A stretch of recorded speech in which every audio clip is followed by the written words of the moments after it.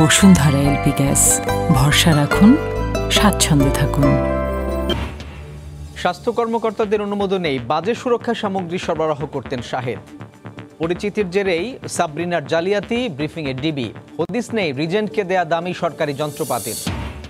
দেশে কোভিড আক্রান্তের সংখ্যা ছাড়ালো 2 লাখ, আরও 34 জনের মৃত্যু। 23 জুলাই থেকে বিদেশ যেতে রিপোর্ট বাধ্যতামূলক। নির্ধারিত 16টি হাসপাতালেই পরীক্ষা। বাজারে সাধারণ ঠান্ডা জ্বরের ওষুধ সংকট, সরবরাহ ঘাটতির অভিযোগ ফার্মেসি মালিকদের। পুরান ঢাকায় অভিযানে মিলল ভেজাল ওষুধ, 5টি প্রতিষ্ঠানকে জরিমানা। করোনায় মৃত ছোট ভাইয়ের জানাজায় অংশ নিতে কাল কিশোরগঞ্জের মিঠামইনে যাচ্ছেন রাষ্ট্রপতি। মহামারীতে সফর নিরাপদ করতে নেওয়া হয়েছে সব ব্যবস্থা। এবং বাংলাদেশ ভারত সীমান্তে থেমে নেই হত্যা।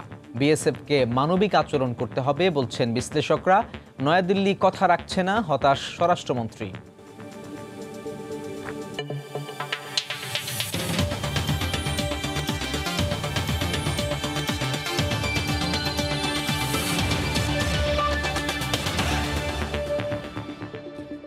জনপদের সময় সঙ্গে আছি আমি সাজিদ রাজু। ধারা এলপি গ্যাস, ভরসা রাখুন, স্বাচ্ছন্দ্যে থাকুন। স্বাস্থ্য কর্মকর্তাদের অনুমোদন নিয়েই বাজে কোভিড সুরক্ষা সামগ্রী সরবরাহ করতেন শাহেদ। ঝুঁকিতে ফেলেছেন চিকিৎসকদের। তাকে জিজ্ঞাসাবাদের তথ্য নিয়ে ব্রিফিংয়ে এ কথা জানায় ডিবি। চিকিৎসক হিসেবে প্রভাব খাটিয়েই সাবরিনা দুর্নীতি করতেন বলেও জানানো হয়। তাদের সহযোগিতাকারীদের আইনের আওতায় আনার হুঁশিয়ারি দেওয়া হয় ব্রিফিংয়ে। প্রতিদিনই বেরিয়ে আসছে রিজেন্ট গ্রুপের চেয়ারম্যান শাহেদের প্রতারণার নতুন নতুন তথ্য, যা দেখে বিস্মিত খোদ তদন্তকারী কর্মকর্তারাই। শাহেদের 10 দিনের রিমান্ডের দ্বিতীয় দিনের সংবাদ সম্মেলনে গোয়েন্দা পুলিশের পক্ষ থেকে জানানো হয়, শুধু স্বাস্থ্য খাতে দুর্নীতি নয়, চিকিৎসকদের জন্য নিম্নমানের কোভিড সুরক্ষা সামগ্রী সরবরাহেরও প্রমাণ পেয়েছেন তারা। স্বাস্থ্য খাতে না, আরও অন্যান্য খাতেও, যেমন ওই প্রোটেক্টিভ গিয়ার, পিপি এই সমস্ত বিষয়ে প্রতারণা করেছে। তারপরে শিক্ষাক্ষেত্রেও তার কিছু প্রতারণার তথ্য পাচ্ছি। আলবার্ট গ্লোবাল ফ্যাক্টরিজ এই নামে উনি গার্মেন্টস ফ্যাক্টরির অস্তিত্ব দেখিয়েছেন, যেটার আসলে বাস্তবে কোনো অস্তিত্ব নাই। সরকারিভাবে বাংলাদেশের বিভিন্ন হাসপাতালে যে সমস্ত প্রোটেক্টিভ গিয়ার বিতরণ করা হতো, এর একটা বিশাল অংশ তার এই ভুয়া ফ্যাক্টরির নামে উনি বিতরণ করেছেন। এগুলি মানসম্মত না হওয়ার ফলে প্রাথমিক পর্যায়ে স্বাস্থ্যকর্মী যারা আক্রান্ত হয়েছে এই বলেও হয়তো পড়ে থাকতে পারে। JKG chairman doctor Sabrina Arif চৌধুরীর দ্বিতীয় দফার রিমান্ডের প্রথম দিনে জিজ্ঞাসাবাদের বিষয়ে পুলিশ জানায়, চিকিৎসক হিসেবে প্রভাব খাটিয়ে দুর্নীতি করতেন তিনি। সাবরিনা ডাক্তার হিসেবে তার যে ফেস ভ্যালু, স্বাস্থ্য অধিদপ্তরের সহ বিভিন্ন জায়গায় তার যে পরিচিতি, সেই পরিচিতি থেকে সে ক্যাপিটালাইজ করেছে এবং করে বিভিন্ন প্রতারণার আশ্রয় নিয়েছে। বিভিন্ন পর্যায়ে সংশ্লিষ্টতার ভিত্তিতেই সাবরিনা এবং শাহেদ প্রতারণা করতেন জানিয়ে তাদের সহযোগিতাকারীদেরও জিজ্ঞাসাবাদ করা হবে বলে জানান গোয়েন্দা পুলিশের ঊর্ধ্বতন এই কর্মকর্তা। শাহরিয়ার জামান দ্বীপ, সময় সংবাদ, ঢাকা। এদিকে হদিস মিলছে না রিজেন্ট হাসপাতালকে দেয়া প্রায় $1.5 কোটি দামের 2টি সরকারি ডায়ালাইসিস ইউনিটের। করোনা চিকিৎসায় সরকারের দেয়া বিনামূল্যের যন্ত্রপাতি বাইরে বিক্রি করে দেওয়ার অভিযোগ উঠেছে। তাছাড়া চুক্তি না থাকলেও কেন যন্ত্রপাতি দেয়া হলো, এমন প্রশ্ন তুলছেন স্বাস্থ্য খাতের বিশেষজ্ঞরা। ইহসান জুয়েলের রিপোর্ট। ভাঙা ফটক, ছড়িয়ে আছে জিনিসপত্র। কদিন আগেই চিকিৎসা প্রত্যাশীদের ভিড়ে সরব রিজেন্ট হাসপাতাল আজ ফাঁকা, আর ভিতরে প্রতারণার মহাযজ্ঞের চিহ্ন। বর্তমানে সিলগালা, উত্তরা ও মিরপুরের 2টি শাখায় 2-1 জন নিরাপত্তা কর্মী ছাড়া নেই কেউ। এর মধ্যে কেউ আসছিল আর না, শুধু র্যাবেল লোক। সম্প্রতি সরকারি এক নথিতে দেখা যায়, রিজেন্ট হাসপাতালের সাথে স্বাস্থ্য অধিদপ্তরের চুক্তিতে স্পষ্ট করা না হলেও সেখানে প্রায় $1.5 কোটি যন্ত্রপাতি দিয়েছে কেন্দ্রীয় ঔষধাগার। প্রায় $1.5 কোটি 2টি ডায়ালাইসিস মেশিন, একটি ওয়াটার ট্রিটমেন্ট প্ল্যান্ট, 2টি আইসিইউ ভেন্টিলেটর ও 2টি ডায়ালাইসিস বেড রয়েছে তার মধ্যে। হাসপাতাল বন্ধ ঘোষণার পর যন্ত্রপাতিগুলো ফেরত চায় তারা। স্বাস্থ্য মন্ত্রণালয়ে দেয়া এই চিঠির অনুলিপি দেওয়া হয়েছে প্রধানমন্ত্রীর কার্যালয় এবং স্বাস্থ্য অধিদপ্তরেও। প্রশ্ন উঠেছে বেসরকারি হাসপাতালে সরকারি যন্ত্রপাতি দেওয়ার যৌক্তিকতা নিয়ে। একটা প্রাইভেট ফ্যাসিলিটিতে সরকারি যন্ত্রপাতি, সরকারি ডাক্তার নিয়ে চালাবে, এরকম তো হতে পারে না। এটা হলে তো আমার সরকারি হাসপাতালগুলোতেই অনেক জায়গা আছে যেখানে এইসব বড় বড় যন্ত্রপাতি দিয়ে হাসপাতালকে ডেভেলপ করা সম্ভব। এখান থেকে কিছু দেওয়া হয়নি। এখন যদি মন্ত্রণালয় থেকে কিছু দিয়ে থাকে সেটা হলো যে মন্ত্রণালয়ের বিষয়। কিন্তু 6 জুলাই র্যাবের অভিযানে মালামালের যে তালিকা করা হয় সেখানে রিজেন্টের 2টি হাসপাতালের কোনোটিতেই ডায়ালাসিস ইউনিট খুঁজে পাওয়া যায়নি। ওই সময়ে জালিয়াত শাহেদের করোনা আক্রান্ত বাবাকে ডায়ালাসিস সুবিধা না থাকায় রাজধানীর অন্য একটি হাসপাতালে ভর্তি করা হয়। সূত্র বলছে সরকারের দেয়া ডায়ালাসিসের যন্ত্রপাতি বাইরে বিক্রি করে দিয়েছে শাহেদ। এই বিষয়ে কেন্দ্রীয় ঔষধাগারের কেউ কথা বলতে রাজি হননি। তবে চলতি সপ্তাহে হাসপাতাল খুলে যন্ত্রপাতি ফিরিয়ে নেওয়ার উদ্যোগ নেওয়া হবে বলে জানা গেছে। পুরো হাসপাতালটি বর্তমানে সিলগালা করে রেখেছে আইন শৃঙ্খলা বাহিনী। তারা বলছে স্বাস্থ্য মন্ত্রণালয়ের চিঠি পাওয়া গেলে সরকারি যন্ত্রপাতি ফেরত পাঠানো হবে। একই সঙ্গে বিক্রি করে দেওয়া মালামাল উদ্ধারে নেওয়া হবে ব্যবস্থা। ইহসান জুয়েল, সময় সংবাদ, ঢাকা। 23 জুলাই থেকে বিদেশ যেতে কোভিড পরীক্ষার রিপোর্ট বাধ্যতামূলক করা হয়েছে। নির্ধারিত 16টি সরকারি হাসপাতাল এবং প্রতিষ্ঠান থেকেই করাতে হবে এই পরীক্ষা। এক প্রেস বিজ্ঞপ্তিতে বিষয়টি নিশ্চিত করেছে বিমান বাংলাদেশ এয়ারলাইন্স। এছাড়াও বিজ্ঞপ্তিতে বলা হয় যাত্রার 72 ঘন্টা আগে কোনো নমুনা সংগ্রহ করা হবে না এবং যাত্রার 24 ঘন্টা আগে রিপোর্ট নেয়ার ব্যবস্থা করতে হবে। নমুনা প্রদানের সময় পাসপোর্ট সহ যাত্রীদের বিমান টিকিট ও পাসপোর্ট উপস্থাপন এবং নির্ধারিত ফি পরিশোধ করতে হবে। কোভিড-19 পরীক্ষার জন্য পরীক্ষাগার যে জেলায় অবস্থিত সে জেলার সিভিল সার্জন অফিসে স্থাপিত আলাদা বুথে তাদের নমুনা দেবেন। নমুনা দেওয়ার পর থেকে যাত্রার সময় পর্যন্ত সংশ্লিষ্ট ব্যক্তিকে আইসোলেশনে থাকতে হবে। জনপদের সময় আরও থাকছে।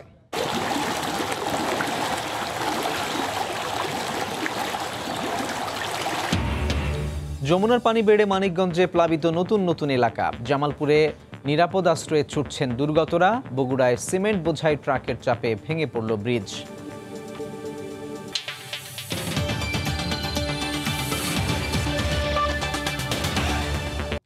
দেশে করোনা আক্রান্তের সংখ্যা 2 লাখ ছাড়ালো।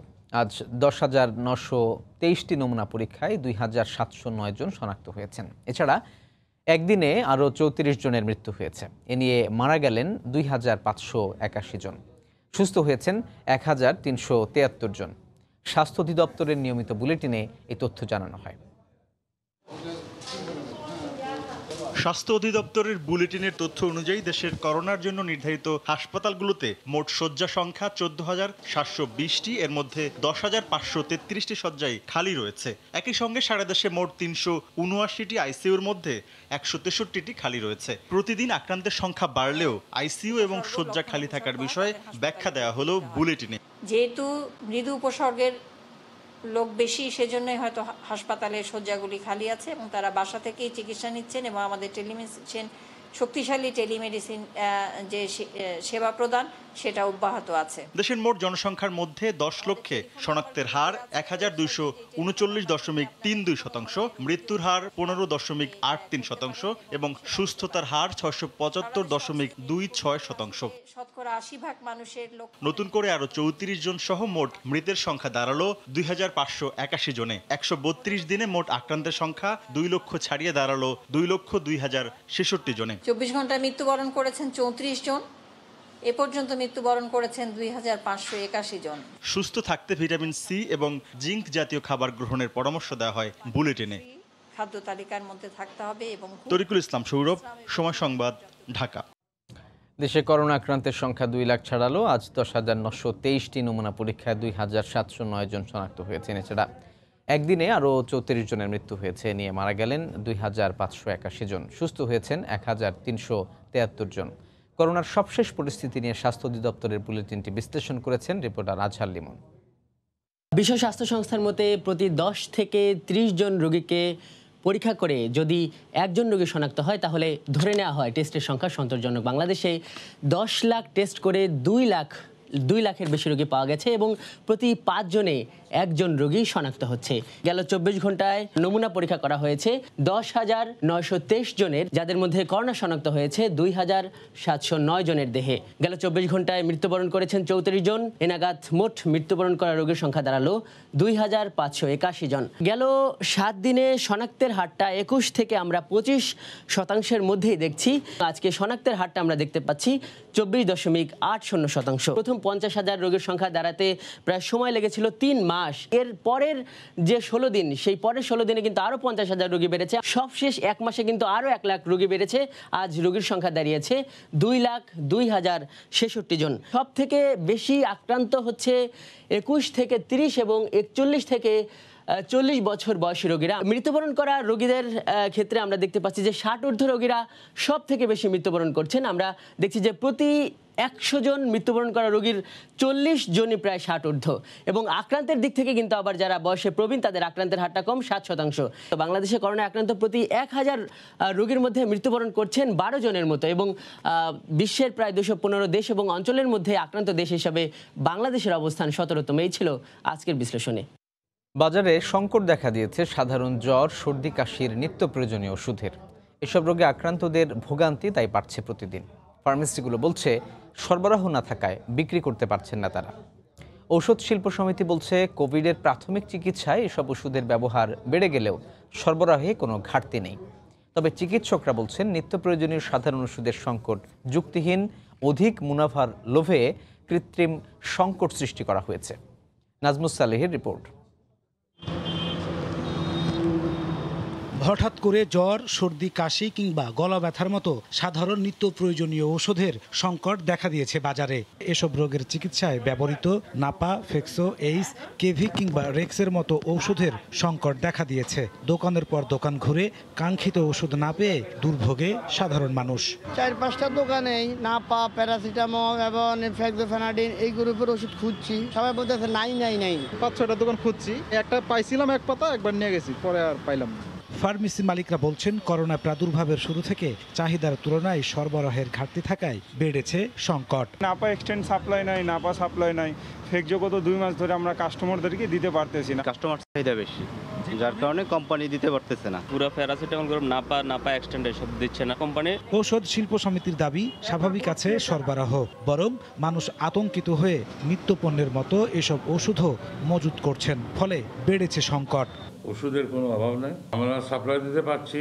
হয়তো 10 বাক্স একটা দোকানের চাহিদা ছিল, 10 বাক্স দিচ্ছে, হয়তো এইটা 7 দিন যেত, ওই অত দেখা গেল যে 10 বাক্স 2 জন লোক এসে কিনে নিয়ে গেল। আর কোভিড চিকিৎসকরা বলছেন অধিক মুনাফার লোভে কৃত্রিম সংকট তৈরি করা হয়েছে। সবগুলো ওষুধ কোম্পানি এটা তৈরি করে, আমার মনে হয় না এটার কোনো যৌক্তিকতা আছে। আমার মনে হয় এর পিছনে বাজার নিয়ন্ত্রণে কোনো সমস্যা আছে কিনা, ওষুধ কোম্পানিগুলোর প্রয়োজন উদ্যোগের কোনো অভাব আছে কিনা সেই বিষয়টি দেখা দরকার। ওষুধের প্রাপ্যতা নিশ্চিত করতে ঔষধ প্রশাসন অধিদপ্তরকে আরও কার্যকর ভূমিকা পালনের তাগিদ সাধারণ মানুষের। নাজমুস সালেহি, সময় সংবাদ, ঢাকা। পুরান ঢাকার বাবুবাজারে আলী মিয়া চেয়ারম্যান মেডিসিন মার্কেটে অভিযান চালিয়ে প্রচুর অনুমোদনহীন ও মেয়াদোত্তীর্ণ ওষুধ জব্দ করা হয়েছে। এ সময় অবৈধ ওষুধ রাখার দায়ে একজনকে 2 বছরের বিনাশ্রম কারাদণ্ড এবং 5টি প্রতিষ্ঠানকে 7 লাখ টাকা জরিমানা করা হয়। রাজধানীর বাবুবাজার এলাকার দেওয়ান সাহেব লেনের আলিমিয়া চেয়ারম্যান মেডিসিন মার্কেটের দোকানে দোকানে রাখা বিভিন্ন নামি দামি কোম্পানির মেয়াদোত্তীর্ণ ও ভেজাল ওষুধ, এমনকি 2 বছর আগে উৎপাদন বন্ধ করে দেয়া ওষুধও বিক্রি হচ্ছিল সেখানে।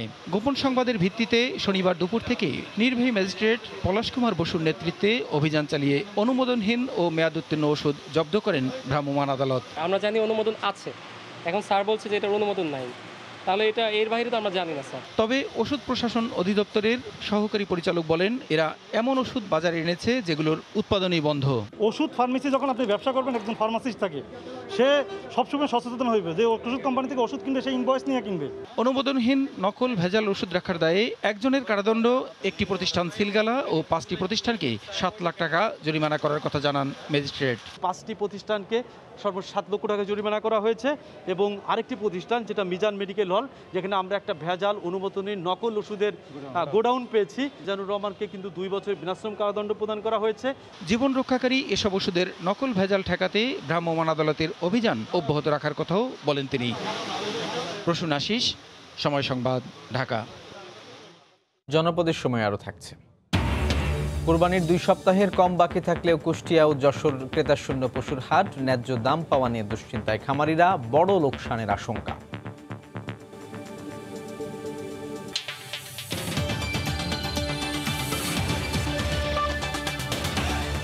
রাষ্ট্রপতির ছোট ভাই আব্দুল হাইয়ের জানাজা রোববার নিজ জেলা কিশোরগঞ্জে অনুষ্ঠিত হবে। জানাজায় অংশ নিতে মিঠামইনে যাবেন রাষ্ট্রপতি আব্দুল হামিদ। বৃহস্পতিবার দিবাগত রাতে করোনায় আক্রান্ত হয়ে মারা যান রাষ্ট্রপতির একান্ত সহকারী সচিবের পদে থাকা আব্দুল হাই। বঙ্গভবন জানিয়েছে, মহামারীতে রাষ্ট্রপতির এই সফর নিরাপদ করতে ব্যবস্থা নেওয়া হয়েছে। গেল বছরের অক্টোবরে নিজ এলাকা মিঠামইনে গিয়েছিলেন রাষ্ট্রপতি মোহাম্মদ আব্দুল হামিদ। সেবার উন্নয়ন কর্মকাণ্ড তদারকির পাশাপাশি হাওর অঞ্চল চষে বেড়ান। 9 মাস পর রোববার আবার যাবেন জন্মস্থানে। তবে এবার স্নেহের ছোট ভাইয়ের মরদেহের ভার তাঁর কাঁধে। ডেপুটি স্পিকার ও স্পিকার থাকা অবস্থায় প্রথমবারের মতো ছোট ভাই মুক্তিযোদ্ধা আব্দুল হাইকে নিজের একান্ত সচিব পদে নিয়োগ দেন আব্দুল হামিদ। 1953 সালে জন্ম নেয়া নিভৃতচারী আব্দুল হাই প্রথম জীবনে শিক্ষকতা করলেও পরবর্তীতে সংসদ সচিবালয়ে জনসংযোগ বিভাগের গুরুত্বপূর্ণ দায়িত্ব সামলেছেন দক্ষতার সাথে। 16 জুলাই রাতে করোনা আক্রান্ত হয়ে সিএমএইচে মারা যান মিঠামইনের এই কৃতি সন্তান।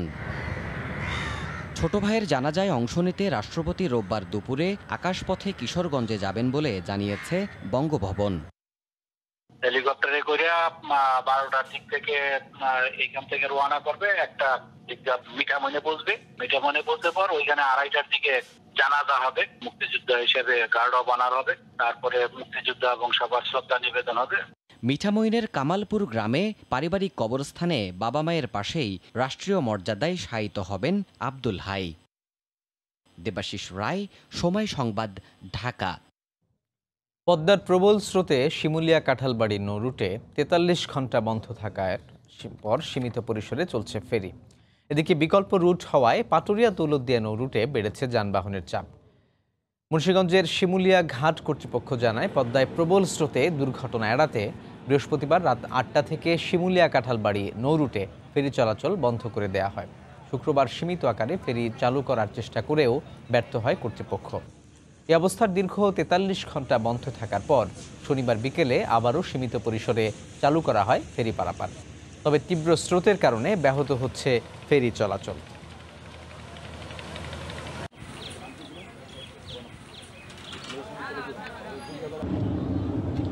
এদিকে বিকল্প রুট হওয়ায় পাটুরিয়া দৌলতদিয়া নৌ রুটে বেড়েছে যানবাহনের চাপ। তবে পদ্মায় তীব্র স্রোত থাকায় এই রুটেও ব্যাহত হচ্ছে ফেরি চলাচল। পারাপারে আগের তুলনায় দ্বিগুণেরও বেশি সময় লাগছে। উভয় ঘাটে পারাপারের অপেক্ষায় আছে সহস্রাধিক যানবাহন।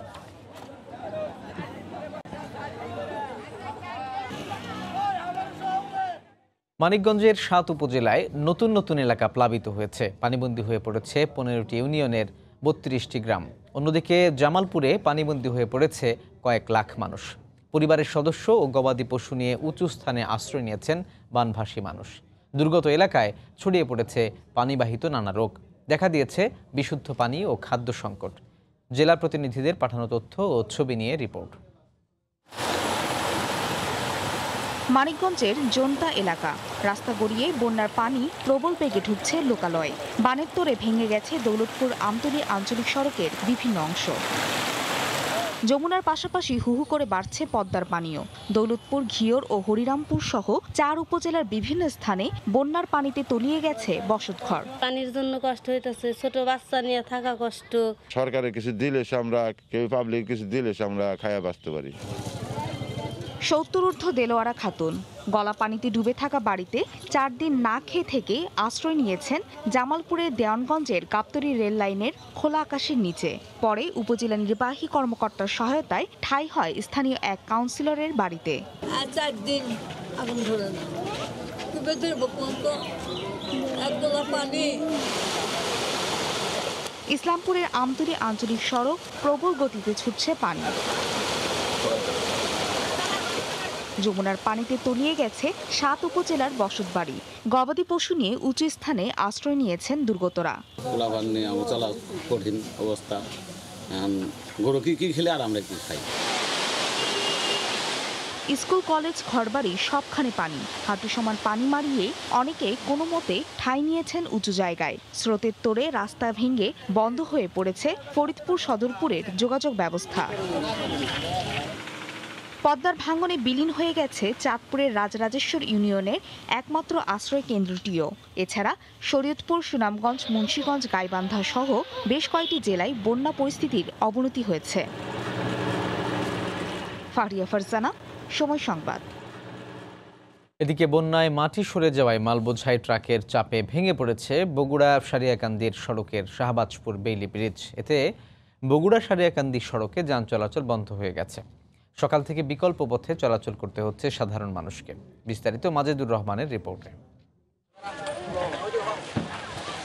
শনিবার সকালে ৩৭ টন ওজনের ৭৫০ বস্তা সিমেন্ট নিয়ে বগুড়া থেকে সারিয়াকান্দি যাওয়ার পথে ব্রিজের উপর ট্রাকটি ওঠার পরেই ভেঙে পড়ে। এই অবস্থায় এলাকার মানুষ যাতায়াতে চরম দুর্ভোগে পড়েছে। ছোট একটা ব্রিজ, কিন্তু কত লোড পর্যন্ত এখানে নেওয়া যাবে বা ধারণ ক্ষমতা কতটুকু, এই বিষয়ে কোনো সাইনবোর্ড এখানে ছিল না। বগুড়া সারিয়াকান্দির একটা মেন রোড, হঠাৎ করে ব্রিজটা ভাঙে পড়ার কারণে আমাদের এখন জনগণের খুব ভোগান্তির মধ্যে আমরা আছে। অতিরিক্ত বোঝাইয়ের কারণে ব্রিজটি ভেঙে পড়েছে। অতি দ্রুত মেরামতের দাবি জনপ্রতিনিধির। অতিরিক্ত বোঝাই বা অতিরিক্ত লোডের কারণে ব্রিজটা ভেঙে গেছে, তো খুব তাড়াতাড়ি যত দ্রুত সম্ভব ব্রিজটা মেরামতের জরুরি দরকার। ৭৫০ বস্তা ওজনের সিমেন্ট বোঝাই ট্রাকটি ব্রিজের উপর ওঠায় এমন দুর্ঘটনা। এ ব্যাপারে মামলার প্রস্তুতি চলছে বলে জানান গাবতলী থানার উপপরিদর্শক। ৭৫০ বস্তা একটা চালান আছে, সেই চালান নিয়ে সিমেন্ট নিয়ে আসছে। সেই তার প্রেক্ষিতে এই ব্রিজ থেকে ব্রিজটা ভেঙে যায়। আমরা এর আইনগত ব্যবস্থা নিব। বগুড়া সারিয়াকান্দি সড়কে প্রতিদিন শত শত ট্রাক এবং বিভিন্ন যানবাহন চলাচল করে এই পথে।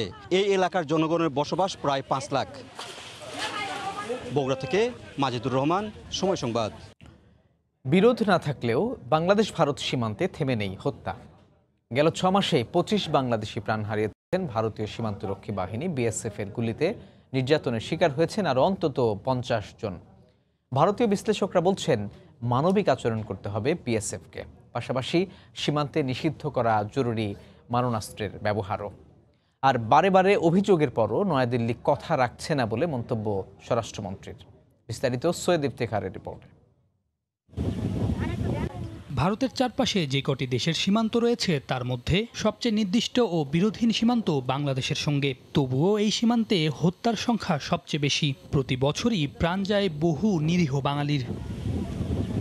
ভারতীয় স্বরাষ্ট্র মন্ত্রণালয়ের দাবি, গরু ব্যবসা ও চোরাকারবারি বন্ধ করতে কঠোর অবস্থানে তারা। তাই ভারতীয় বিশ্লেষকদের পরামর্শ, সীমান্তে অস্ত্রের ব্যবহার বন্ধ করা এখন সময়ের দাবি। হিউম্যান ওয়েতে পদ্ধতিতে বর্ডার ম্যানেজ করা উচিত। আমার মনে হয় না যে ফায়ার পাওয়ার ইউজ করে এবং মানুষজনকে গুলি করে কোনো ধরনের বর্ডার ম্যানেজমেন্ট করা সম্ভব। গেল এক দশকে ৩০০-র বেশি বাংলাদেশিকে হত্যা করেছে বিএসএফ। বেসরকারি হিসেবে এই সংখ্যাটা আরও বেশি। স্বরাষ্ট্রমন্ত্রী জানান, বারে বারে বলার পরও এই বিষয়টির কোনো সুরাহা হচ্ছে না। মাঝে মাঝে সেই ধরনের ভুল বুঝাবুঝি হচ্ছে। তো হাই কমিশনার সাহেব আসছিল, আমরা এই নিয়ে খোলামেলা আলাপ করেছি। মিনিস্ট্রিয়াল লেভেলে যে আমাদের সঙ্গে কথা হয়েছিল, এইটা কমায় নিয়ে আসবে। কমেনি, মানে সমানই কমেনি আর কি। এটা নিয়ে আমরা উদ্বেগ প্রকাশ করেছি। আন্তর্জাতিক সম্পর্ক বিশ্লেষকরা বলছেন, সীমান্ত হত্যা বন্ধ না হলে দক্ষিণ এশিয়ার সংকটময় প্রেক্ষাপটে ঢাকা নয়াদিল্লি সম্পর্কের অবনতি হতে পারে। আমাদেরকে প্রতিশ্রুতি দেওয়া হয়েছে জনসমক্ষে যে এই হত্যাকাণ্ডের ঘটনা গ্রহণযোগ্য নয় এবং এটাকে শূন্যের খাতে আনা হবে। তো আজ অবধি কিন্তু সেই শূন্যের খাতে আসেনি। পাকিস্তান, চীন ও নেপালের সঙ্গে ভারতের তীব্র উত্তেজনা চলছে। তবুও ওই সীমান্তগুলোতে ভারত গুলি চালিয়ে সাধারণ মানুষকে হত্যা করে না। সৈয়দ ইফতেখার, সময় সংবাদ। ঈদের মাত্র ২ সপ্তাহের কম সময় বাকি থাকলেও কুষ্টিয়া ও যশোরের কুরবানির পশুর হাটে দেখা দিয়েছে ক্রেতা সংকট। ন্যায্য দাম পাওয়া নিয়ে চিন্তিত খামারিরা। হাট কর্তৃপক্ষ বলছে, করোনার কারণে এবছর তাদের লোকসান গুনতে হবে। বিস্তারিত রিপোর্টে। শনিবার সকাল থেকে কুষ্টিয়ার সদর উপজেলার বালিয়াপাড়ার পশুর হাটে বিভিন্ন জেলা থেকে গরু নিয়ে আসে খামারিরা। কিন্তু করোনার কারণে দেখা দিয়েছে ব্যাপারী সংকট, বিক্রিও হচ্ছে কম। এতে লোকসানের আশঙ্কা করছেন বিক্রেতারা। আমরা তো চাষির লোকের লোন নিয়েছে, লোনের টাকা, কিস্তির টাকা, এটা এগুলো আমরা কেমনি সত্য, গরু তখন নেয় না, একেবারে কম দাম। আমি গরু কিনলাম 1.5 লাখ টাকা দিয়ে, এখন খাওয়া দাওয়া 1.5 লাখ টাকা বলছে, খাদ্যই চলে গেছে আছে 70,000 টাকা। একই চিত্র দেখা গেছে যশোরেও। কোরবানির পশু থাকলেও বড় ব্যাপারী ও ক্রেতাদের অভাবে জমছে না হাটগুলো। অন্যদিকে কাঙ্ক্ষিত দামে বিক্রি করতে না পারায় চরম লোকসানের শিকার হতে হচ্ছে বিক্রেতাদের। একই শঙ্কা প্রকাশ করেছে হাট কর্তৃপক্ষ। এখনো কোনো খদ্দের পাতি আসেনি, এখানে আসি দাঁড়ায় রয়েছি মেলার সময়, কেউ দাম বলেনি। দাম ভালো না, 55-56 এরকম দাম বলতেছে, কিনা আমার 60,000।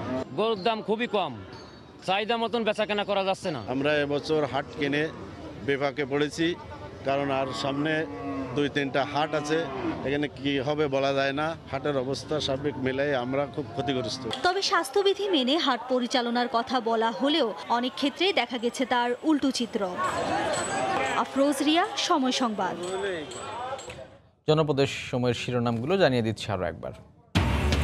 স্বাস্থ্য কর্মকর্তাদের অনুমোদনেই বাজে সুরক্ষা সামগ্রী সরবরাহ করতেন শাহেদ। পরিচিতির জেরেই সাবরিনার জালিয়াতি, ব্রিফিংয়ে ডিবি, হদিস নেই রিজেন্টকে দেয়া দামি সরকারি যন্ত্রপাতির। দেশে কোভিড আক্রান্তের সংখ্যা ছাড়ালো 2 লাখ, আরও 34 জনের মৃত্যু। 23 জুলাই থেকে বিদেশ যেতের রিপোর্ট বাধ্যতামূলক, নির্ধারিত 16টি হাসপাতালেই পরীক্ষা।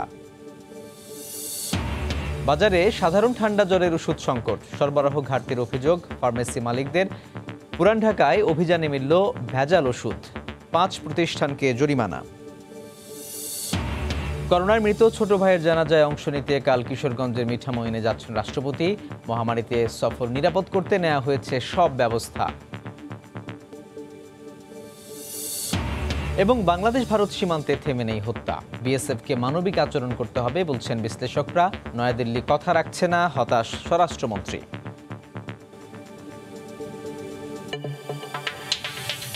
এই ছিল এখনকার মতো। আপনার মোবাইলে সময় সংবাদ দেখতে ও সব খবর পেতে ডাউনলোড করুন সময় অ্যাপ। সঙ্গে থাকুন সময়।